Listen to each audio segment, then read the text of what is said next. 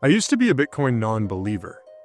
I thought it was just a passing trend for internet tech bros, but 6 months ago, I decided to try something that completely challenged my own beliefs. I was going to start small by investing $50 weekly into Bitcoin. Here's what happened and why I've completely changed my perspective. All right, now, it's not that I haven't invested in Bitcoin or cryptocurrency before. It's literally that I've made poor, stupid, idiotic decisions in the past that have really just bit me in the butt.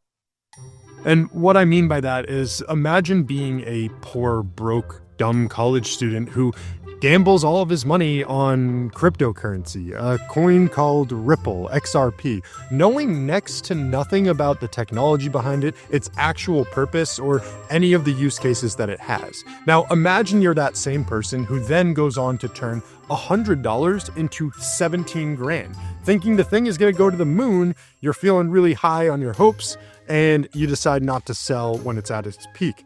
Then you slowly watch it crater down, down, down, and you end up losing money on the whole entire thing. Now, that was my mistake number one. And then, I don't know, 2-3 years later, you make another mistake where you invest money again that you're not ready to invest, rent money that you end up needing to sell your Bitcoin out of to be able to afford next month's rent. We're talking about the difference of buying Bitcoin when it was around 4K, then needing to sell it, and then having Bitcoin skyrocket all the way to like 60 or 80K. It was absurd at the time. And then a third but equally fatal mistake, I decided to house my Bitcoin in BlockFi just a few years later. And the issue with that is, well, the FTX debacle with Sam Bankman-Fried. A ton of people lost a lot of money on the Bitcoins that they were housing in those institutions. So it's safe to say after that, I learned about cold storage and where I should be housing my Bitcoin. And so 8 years later, you might wonder what's changed about all of this stuff. And to be honest, it's a number of different things. First, I'm actually making more money than I was when I was in college and couldn't really afford to invest. The second thing that's changed is just the risk tolerance level that I have when it comes to investments that I'm making, and the time horizon that's going to be set forth with some of these. To be honest, at the time, I had no idea what Bitcoin was, what cryptocurrency was, and I was kind of just throwing fuel to the flame trying to make it big. And so every time I did this, with no true structure, no true plan implemented, it burned me. Quite literally every single time. And so this time I went into it with intention, with a plan that wasn't going to make me have to sell like a scared little. Yeah, I started investing $50 a week, and I know I'm not Warren Buffett yet, but honestly, this is the one method that I've actually invested in Bitcoin in a way that I feel like I could comfortably do it for the foreseeable future.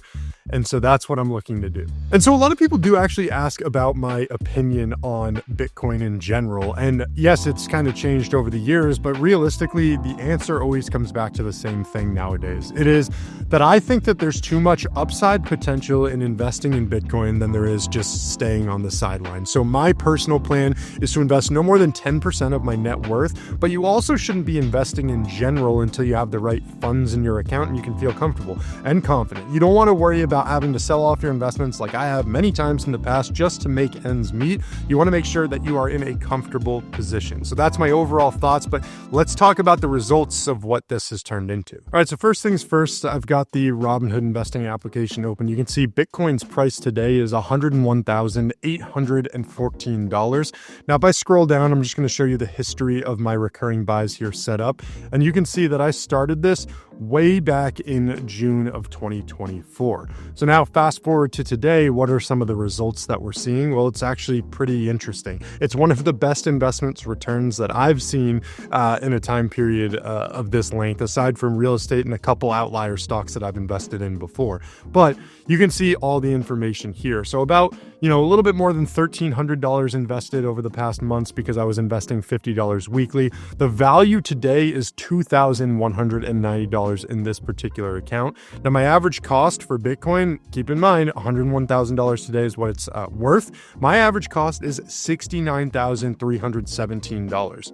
This is, up 46.66% return in this time allocation that I've had for it, which is just an absurd return for how short a time this has been invested for. Now, what's really cool about this particular investment is it really shows the power of dollar cost averaging. And yeah, it's been a short period of time that this investment has had to incur, but it has also made a significant amount of money. But the thing is, that's all unrealized, and it doesn't theoretically matter with this particular portfolio because this is one that I'm going to be holding for an extremely long time. The power of dollar cost averaging is that it's actually not even a bad thing if Bitcoin tanks, because I'm still going to be having this recurring investment every single week, $50 going into Bitcoin. And if the price drops, well, that's great because I'm getting Bitcoin at a lower value, and then it could skyrocket again and could make a decent amount of money off of it. But for this particular portfolio, it's just to hold for the long term. I just want to consistently be investing in it. And this is the first time that this investment strategy into Bitcoin is going to actually stick for me. And should I have, more income and want to allocate more resources into Bitcoin in the future, well, I can simply just up the weekly installments, invest in more of a lump sum, but that's something that I typically try to avoid. So this is something that I'm going to be charting for the future on this channel. If you guys are interested in seeing how this investment continues to grow, I'd highly recommend subscribing. Thanks for checking out this video, and have a great day.